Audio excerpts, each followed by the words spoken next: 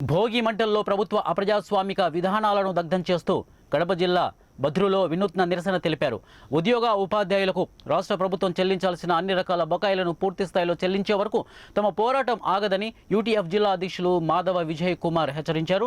ఆదివారం ఉదయం బద్వేలు పట్టణంలో భోగి పండుగను పురస్కరించుకొని యూటీఎఫ్ ఆధ్వర్యంలో ప్రభుత్వ అప్రజాస్వామిక అహంకార పూరిత నిరంకుశ వైఖరులను భోగి మంటల్లో దగ్ధం చేస్తూ వినూత్నంగా నిరసన తెలియజేశారు.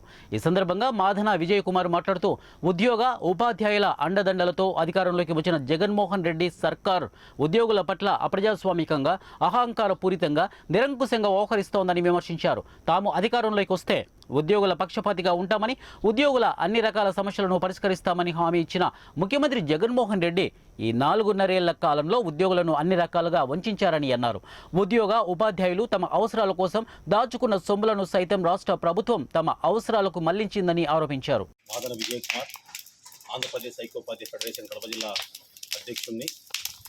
గత ఎన్నికలకు ముందు ప్రతిపక్షంలో ఉన్నటువంటి జగన్మోహన్ రెడ్డి గారు తాను అధికారంలోకి వస్తే ఉద్యోగ ఉపాధ్యాయుల పక్షపాతిగా ఉంటానని, ఉద్యోగ ఉపాధ్యాయుల సమస్యలను పరిష్కరిస్తానని, ఉద్యోగ ఉపాధ్యాయులకు సకాలంలో బకాయిలని డిఏలను చెల్లిస్తానని చెప్పి హామీ ఇవ్వడం జరిగింది.